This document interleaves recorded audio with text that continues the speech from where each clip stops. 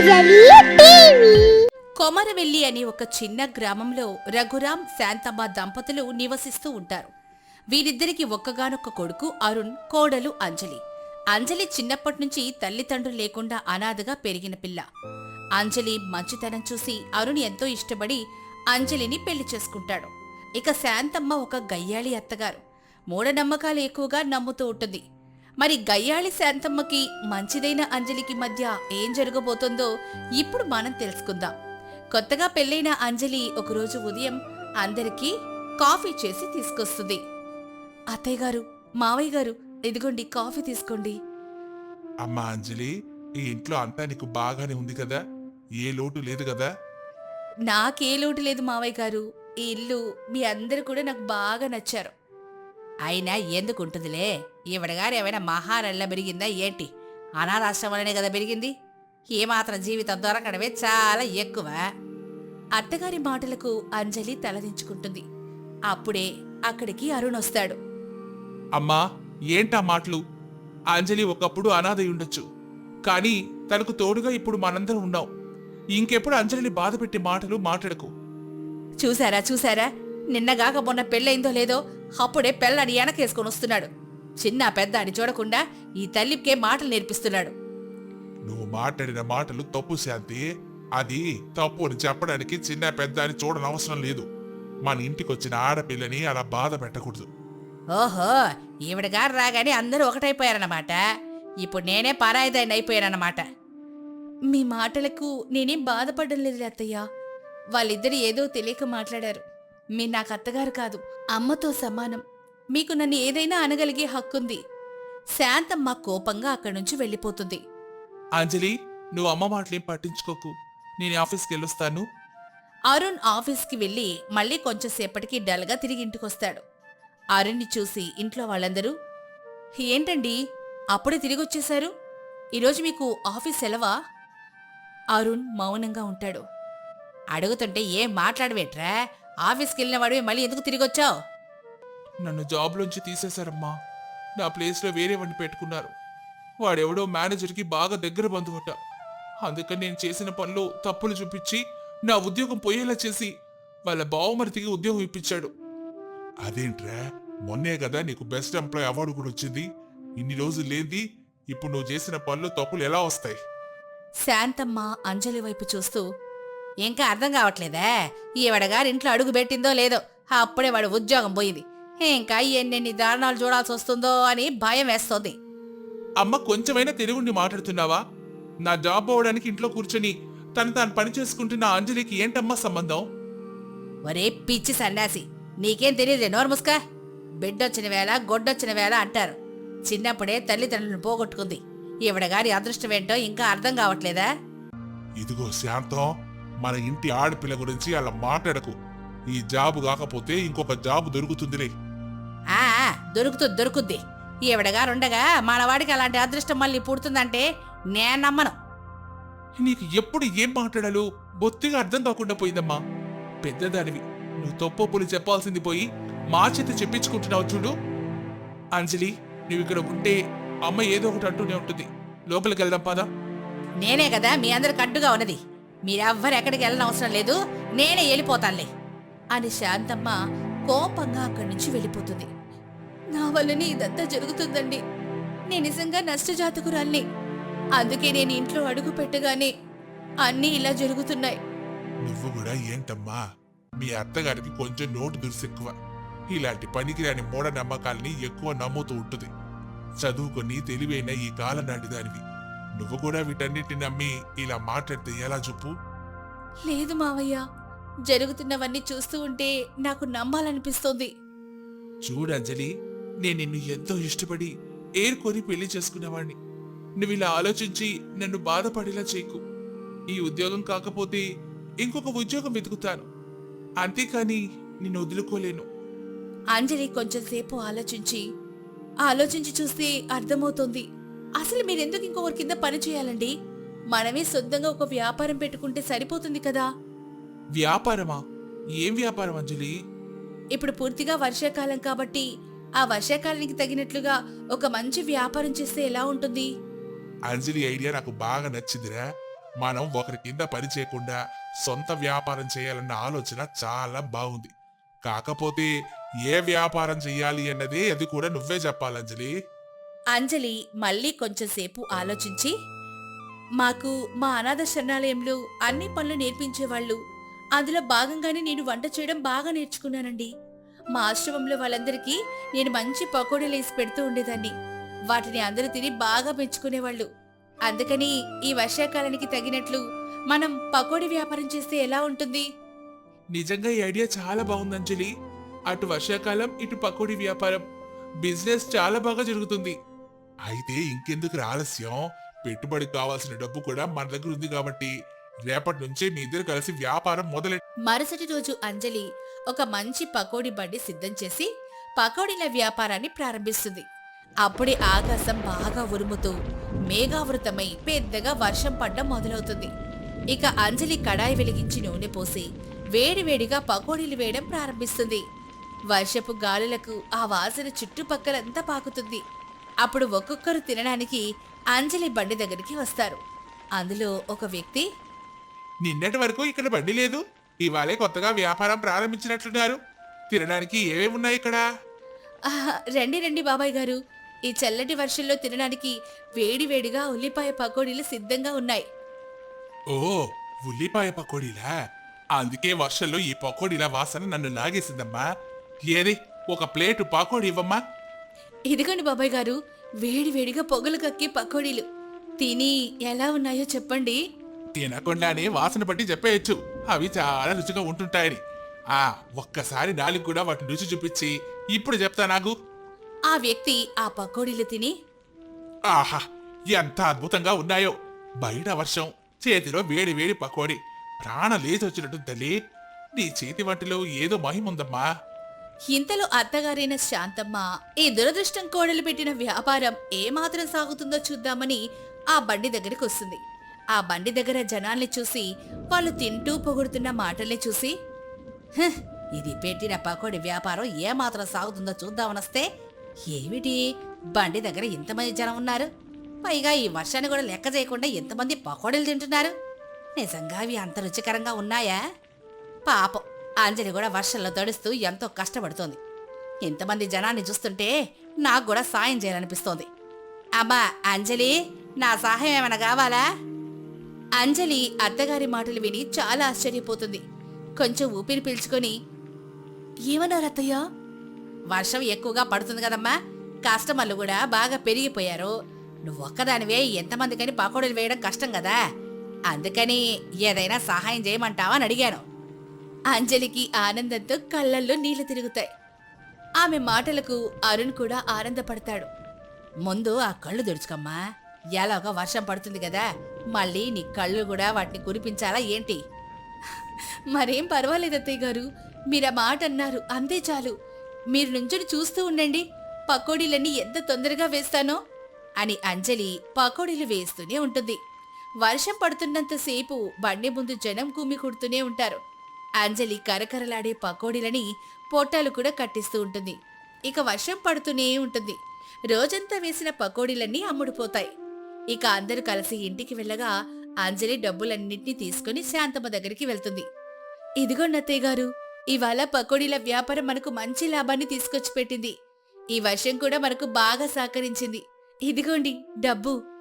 అవునమ్మా, ఇవాళ అంజలి కష్టం మంచి ఫలితాన్ని తీసుకొచ్చి పెట్టింది. ఇలాగే రోజు చేసుకుంటూ పోతే నా నెల జీతం కంటే రెండింతల లాభాన్ని పొందొచ్చు. ఒకరి కింద పని చేయకుండా సొంత వ్యాపారం పెట్టాలనుకున్న అంజలి ఆలోచన మొత్తానికి సక్సెస్ అయింది.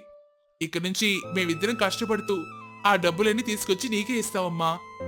శాంతమ్మ కొడుకు మాటలకు, కోడలి మాటలకు సిగ్గుగా అనిపించి కన్నీళ్లు పెట్టుకుంటూ, "నన్ను క్షమించమ్మా, నిన్ను అనరాని మాటలన్నాను. కాని నువ్వు నాకు మర్యాదిచ్చి నీ కష్టానికి దక్కిన ఫలితాన్ని నా చేతుల్లో పెడుతున్నావు. నిన్ను అన్న మాటలు నేను వెనక్కి తీసుకోలేను గాని ఈరోజు నువ్వు చేసిన పకోడీల రుచిని ఊరంతా మెచ్చుకుంది. అదే నాకు ఆనందం. ఈ రోజు నుంచి నిన్ను నా కన్న కూతురులాగే చూసుకుంటాను అంజలి. తల్లి లేని లోటు తెలియకుండా చేస్తాను." "మీరన్నందుకు నేనేం బాధపడలేదు అత్తయ్య గారు. మీరలా అన్నారు కాబట్టే ఇలా మాకు సొంత వ్యాపారం చేయాలన్న ఆలోచన వచ్చింది. ఇక నుంచి మీరు దాని గురించి ఆలోచించడం మానేయండి." శాంతమ్మలో వచ్చిన మార్పుకి అంజలి చాలా సంతోషిస్తుంది. ఇక ఇంట్లో వాళ్ళందరూ కూడా ఆనందం పడతారు. ఇక ఆ రోజు నుంచి వర్షంలో వేడి వేడి పకోడీల వ్యాపారం చాలా బాగా సాగిపోతూ ఉంటుంది. మరి ఈ కథ ద్వారా మనం తెలుసుకున్న నీతేంటో తెలుసా? మాటలు పడ్డా మనం కృంగిపోకూడదు.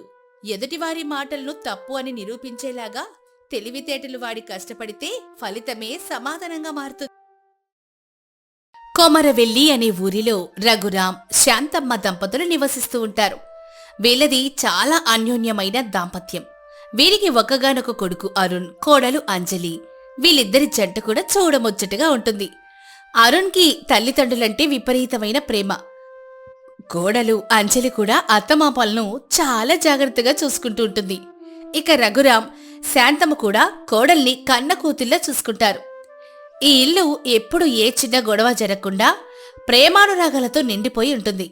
చాలా ప్రశాంతంగా సాగిపోతున్న జీవితాలు వీళ్ళవి. ఒకరోజు కొడుకు అరుణ్, కోడలు అంజలి కలిసి రఘురాం, శాంతమ్మ వాళ్ళ షష్ఠి పూర్తిని అందరికి విందు భోజనం ఏర్పాటు చేసి చాలా గ్రాండ్గా చేయాలనుకుంటారు. అలాంటి షష్ఠి పూర్తి ఫంక్షన్ వీళ్ళు అనుకున్నట్లుగా సుఖంగా జరిగిపోయిందా, లేక ఏమైనా ఒడిదుడుకులు ఎదురవుతాయో లేదో ఈ కథలో తెలుసుకుందాం. ఒకరోజు అందరూ హాల్లో కూర్చొనుండగా అంజలి అత్తమామలతో, భర్తతో ఇలా మాట్లాడుతుంది. ఏంటి అందరూ చాలా ప్రశాంతంగా రిలాక్స్ అవుతున్నారు? అవతల మనకు చాలా పనులున్నాయి. పనులా? ఏం పనులంజలి? అదేంటండి, మర్చిపోయారా? మర్చిపోయానా? ఏం మర్చిపోయానబ్బా? అత్తయ్య గారు, మావయ్య గారు, కనీసం మీకైనా గుర్తుందా? దేని గురించమ్మా నువ్వు మాట్లాడేది అంజలి? మాకేం గుర్తు రావట్లేదే. అవునమ్మా, ఏం మర్చిపోయావో కొంచెం గుర్తు చేయొచ్చు కదా. సరే, మీ అందరు ఎంత ఆలోచించినా చెప్పలేరని అర్థమవుతోంది గాని నేనే గుర్తు చేస్తానులేండి. రేపటితో మావయ్య గారిది 60వ పుట్టినరోజు, అలాగే మీ పెళ్లి రోజు కూడా. అరే అవును కదా, నాకు ఈ విషయం అస్సలు గుర్తులేదు. నేనెలా ఇంత ముఖ్యమైన రోజు మర్చిపోయానబ్బా? నీకేమిట్రా, నాకే గుర్తులేదు. నిజంగానేనండి, మేమందరం కూడా మర్చిపోయాం. అంజలి, నువ్వు బాగానే గుర్తుపెట్టుకున్నావమ్మా. అయితే రేపు ఉదయం అందరం లేచి గుడికి వెళ్దాం. ఏంటత్తయ్యా, కేవలం గుడికి మాత్రమే వెళ్దామా? ఇంకేం చేసేది లేదా? ఏం మావయ్య, మీరు కూడా అంతే అంటారా? సరేనమ్మా, నీకేం కావాలో చెప్పు. నేను ఏదడిగినా కాదనకుండా చేస్తారా? నువ్వు అడిగింది ఎప్పుడైనా కాదంటారా తల్లి? నీకేం కావాలో అడుగు, అదే మేం చేస్తాం. అయితే రేపు మావయ్య గారి 60వ పుట్టినరోజు, మీ పెళ్లి రోజు కాబట్టి బంధువులందరినీ పిలిచి అందరికీ విందు భోజనం ఏర్పాటు చేసి చాలా గ్రాండ్గా ఫంక్షన్ చేద్దాం. వావ్, ఈ ఐడియా ఏదో చాలా బాగుంది అంజలి. ఇప్పుడు ఇవన్నీ మాకు అవసరం అమ్మా? చాలా అవసరం అత్తయ్యా. మా పెళ్ళయి కూడా 3 ఏళ్ళవుతోంది. చాలా రోజుల నుంచి ఇంట్లో ఎటువంటి ఫంక్షన్ జరగలేదు. అలాగే ఈ ఫంక్షన్ చేయడం వల్ల బంధువులందరినీ కూడా కలిసినట్లుగా ఉంటుంది కదా. కానీ ఇప్పుడు షష్ఠి పూర్తంటే అందరి ముందు చాలా సిగ్గుగా ఉందమ్మా. ప్లీజ్ అమ్మా, కాదనుకు. మీరు నా పెళ్లి చూశారు కానీ మీరు నన్ను పెళ్లి చేసుకోవడం చూడలేదు కాబట్టి ఆ రోజులు మీ ఇద్దరు ఎలా సిగ్గుపడుంటారు. ఈ ఫంక్షన్లోనైనా చూస్తాము. ఒరే పిచ్చి సన్యాసి, మా పెళ్లి నువ్వు చూడడమేట్రా? అన్ని తిక్క సమాధానాలు నువ్వును. హబ్బా, కాదనకండి అత్తయ్యా. సరే, పిల్లలేదో ముచ్చట పడుతున్నారు కదా శాంతమ్మ, వాళ్ళ సరదా మనం ఎందుకు కాదనాలి చెప్పు. నాకైతే నిన్ను మళ్ళీ పెళ్లి చేసుకోవడం ఇష్టమే. నన్ను మళ్ళీ పెళ్లి చేసుకోవడం నీకు ఇష్టం లేదా? ఒక్కసారి చేసుకునేందుకే వదిలించుకోలేకపోతున్నాను. ఇక తెలిసి మళ్ళీ ఆ తప్పు చేస్తానా? అలా అయితే నిన్ను బలవంతంగా ఎత్తుకుని వెళ్ళి అయినా పెళ్లి చేసుకుంటాను. చాలే, ఊరుకోండి. పిల్లల ముందు ఏమిటా మాటలు? మీ అత్తయ్య చెప్పడానికి సిగ్గుపడుతుందిలేమ్మా. మీరు మీ ఏర్పాట్లు చేసుకోండి. అమ్మయ్య, మొత్తానికి ఒప్పేసుకున్నారు. ఏవండి, ఇక మనం మన పళ్ళు చకచక మొదలు పెడదాం. డెకరేషన్ ఏర్పాటు చేయాలి. అలాగే విందు భోజనానికి కావలసిన సామాన్లని తీసుకురావాలి. ఇంకా ఎవరిని మర్చిపోకుండా మన బంధువులందరినీ పిలవాలి. సరేనా? అవునవును, ఈ పనులన్నీ చాలా తొందరగా చేసేయాలి. అసలు ఎక్కువ టైమే లేదు కదా. ఇంతకీ భోజనాలు ఏ క్యాటరింగ్ వాళ్ళకిస్తున్నారు? క్యాటరింగ్ భోజనం ఏం బాగుంటుంది అత్తయ్యా? అందరూ అయిన వాళ్ళే వస్తున్నారుగా. మళ్ళీ వంటలో ఏదైనా తేడా జరిగిందంటే మనకెప్పటికీ మాట మిగిలిపోతుంది. క్యాటరింగ్ ఇవ్వకపోతే ఎంతమందికని భోజనాలు ఎలా పడతావమ్మా అంజలి? మీ షష్ఠి పూర్తి వేడుక ఇది. మీ ముద్దుల కోడలిగా మీకోసం స్వయంగా నేనే వంటలు చేసి వడ్డించాలని ఎన్నాళ్ళ నుంచో అనుకుంటున్నానత్తయ్యా. అందుకని ఆ పని నాకు వదిలేయండి, నేను చూసుకుంటాను. ఏమిటి, అంతమందికి నువ్వు ఒక్కదానివేనా వంట చేసి పెడతావా? నీకెందుకమ్మా అంత శ్రమ? ఎవరైనా వంట వాళ్ళని పురమా ఇచ్చావనుకో సరిపోద్ది కదా. ఇష్టంతో చేసే పనిలో శ్రమ ఎందుకుంటుందత్తయ్యా? నా మీదున్న ప్రేమని ఒకరోజు పక్కకు పెట్టండి. స్వయంగా నా చేతులతో అందరికీ వండి పెట్టే అవకాశం నాకివ్వండి. మొండి పిల్లవమ్మా, చెప్తే వినవు గదా. సరే, ఇష్టం వచ్చినట్టు చేసుకో, కాకపోతే ఎక్కువ శ్రమ పడబాకో. సరే అత్తయ్యా, ఇలాగే ముచ్చట్లు పెట్టుకొని కూర్చుంటే ఏ పని ముందుకు సాగదు. పదండి పదండి, మనం ఫంక్షన్కి కావాల్సిన ఏర్పాట్లన్నీ చేసుకుందాం. మరుసటి రోజు అంజలి మేడపైన విందు భోజనానికి కావాల్సిన ఏర్పాట్లన్నీ చేసి ఇల్లంతా కలకలలాడేలాగా డెకరేట్ చేసి ఇక వంట చేయడం మొదలు పెడుతుంది. ఇంతలోనే ఒక్కసారిగా ఆకాశంలో పెద్ద మెరుపులతో జోరు వర్షం కురవడం మొదలవుతుంది. అరరే, ఉన్నట్టుండి ఏమిటి వానా? అసలే అందరినీ విందు భోజనానికి పిలిచావు, వంటలు మొదలు పెట్టే టైంకి వాన ఇలా తగులుకుందేమిట్రా? ఇప్పుడు వచ్చిన వాళ్ళందరికీ భోజనం పెట్టలేకపోతే పరువు పోతుంది. ఇక అందరూ మన జచ్చే వరకు దెప్పి పొడుస్తూనే ఉంటారు. ఇప్పుడు ఏం చేయగలం అంజలి? ఎందుకు అత్తయ్య అలా కంగారు పడిపోతారు? మీ కోడలు అంజలి ఉండగా మన పరువును పోనిస్తానో చెప్పండి. ఇవాళ్ళ కూడా నేను ఎలా వంట చేస్తానో మీరు ప్రశాంతంగా అలా చూస్తూ కూర్చోండి. ఒకవైపు ఇంత వర్షం పడుతుంటే ఇంత ధైర్యంగా ఎలా ఉన్నావు అంజలి? ఏమోనమ్మా, నీకున్న ధైర్యం నాకు లేదు. సరే, నువ్వు చెప్తున్నావు కదా, నేను ప్రశాంతంగా ఉంటానులే. ఇక నీ పన్ను మొదలెట్టు. ఇంట్లో వాళ్ళందరూ అంజలిని చూస్తూ ఉంటారు. అంజలి వంట చేయడం మొదలు పెడుతుంది. అంజలి అన్ని రకాల వంటలు చేస్తూ ఉంటే నెయ్యి కాగుతున్న కమ్మటి వాసన, తాలింపు గుమ్మగుమ్మలతో ఆ ప్రదేశం అంతా నిండిపోతుంది. అలా అంజలి వర్షంలో అన్ని రకాల వంటల్ని పూర్తి చేస్తుంది. ఇక బంధువులందరూ వచ్చి షష్ఠి పూర్తి దంపతులకు శుభాకాంక్ష తెలుపుతుంటారు. అంజలి వచ్చిన వాళ్ళందరికీ విందు భోజనం ఏర్పాటు చేస్తుంది. అంజలి అందరికీ వడ్డిస్తుంది. అందరూ భోజనం తింటూ, వంటలన్నీ చాలా అద్భుతంగా ఉన్నాయండి. నిజంగా విందు భోజనం అంటే ఇలా ఉంటుందా అనిపించింది. ఎన్ని రకాల వంటలు, అబ్బా ఎన్ని వండి పెట్టారండి. ఆ అరిటాకులు ఉప్పు ఊరగాయ, కొబ్బరి మామిడికాయ పచ్చడి, పూర్ణం బూరెలు, బెల్లం పరమాన్నం, గుత్తి వంకాయ కూర, ఆ పప్పు చారు, వాటితో పాటు గుమగుమలాడే నెయ్యి. అబ్బబ్బబ్బా, చాలా బాగా అన్ని రకాల వంటలు చేశారు. ఇంత వర్షంలో కూర్చొని వాటన్నిటిని ఆస్వాదిస్తుంటే కడుపుతో పాటు మనసు కూడా నిండిపోయిందనుకోండి. ఇంతకీ వంటలు ఇంత బాగా కుదిరాయి? ఏ క్యాటరింగ్ వాళ్ళకి ఆర్డర్ ఇచ్చారండి? ఇదంతా బయట నుంచి తెప్పించిన భోజనం కాదండి, స్వయంగా మా కోడలు తన స్వహస్తాలతో వండిన వంటలు. ఏమిటండి, నిజమా? ఇన్ని రకాల వంటల్ని మీ కోడలొక్కతే చేసిందా? నిజంగా నమ్మలేకుండా ఉన్నామే. నిజంగానే వీటన్నింటినీ మా కోడలు ఒక్కతే చేసిందండి. అందుకేనా నా ఇంటి భోజనం తిన్నట్లు ఇంత రుచిగా ఉన్నాయి. నిజంగా మీ కోడలు చాలా గ్రేట్ అండి. అమ్మా అంజలి, చూసావా అందరు ఏమంటున్నారో? వంటలు చాలా అద్భుతంగా ఉన్నాయంట. తిన్న వాళ్ళందరూ నిన్ను మెచ్చుకుంటున్నారు. నిజంగానే చాలా శ్రమ పడ్డావమ్మా అంజలి. నీ శ్రమ ఫలితమేమిటో అందరి కళ్ళల్లో ఆనందం చూస్తే అర్థమవుతుంది. అందరూ మెచ్చుకునేలా వంట చేయడం అంటే అంత సులువేమీ కాదు. ఇందులో శ్రమే ఉంది మావి గారు. ఇది కూడా ఒక కష్టపడ్డవేనా చెప్పండి? అందరూ కమ్మగా కడుపు నిండా తిని మిమ్మల్ని అత్తయ్య గారిని ఆశీర్వదిస్తే వచ్చే ఆనందం ఏమొస్తే పొందగలం చెప్పండి? నిజంగా అంజలి, నువ్వు ఈరోజు చేసిన పని మేమందరం కళ్ళారా చూస్తూనే ఉన్నాం కదా.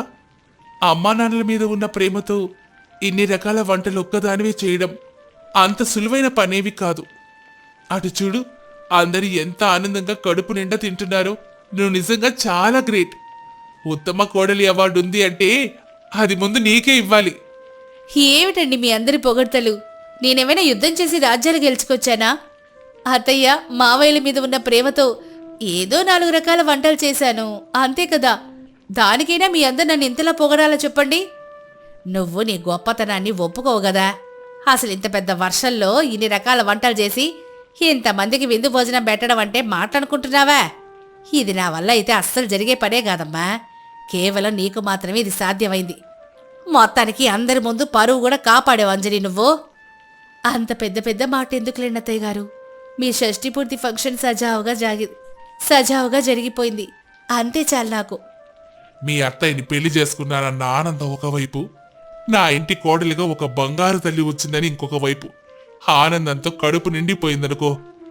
శాంతమ్మ కళ్ళల్లో ఆనంద బాష్పాలతో కోడలి పిల్లగా ఇంట్లో అడుగుపెట్టి మా అందరికి అమ్మలాగా మారి మా షష్ఠి పూర్తికి అందరికి ఇంత మంచి విందు భోజనాన్ని ఏర్పాటు చేసి మా అందరి మనసుల్లో ఇంకొక మెట్టెక్కావమ్మా. ఈ జన్మకు మాకు ఇంతకన్నా ఏం కావాలి చెప్పు? మీరు నన్ను కోడలిగా కాకుండా ఇంట్లో కూతురిలాగా చూసుకుంటున్నారు అత్తయ్య గారు. మీ ప్రేమతో పోలిస్తే నేను ఏర్పాటు చేసిన విందు చాలా చిన్నది. అన్నట్లు మీరందరూ కూడా కడుపు నిండా విందు చేయాల్సింది, అది మర్చిపోయారేంటి? నువ్వు ఇంత మంచి విందు భోజనం ఏర్పాటు చేసిన తర్వాత మేం తినకుండా మర్చిపోతావా చెప్పంజలి?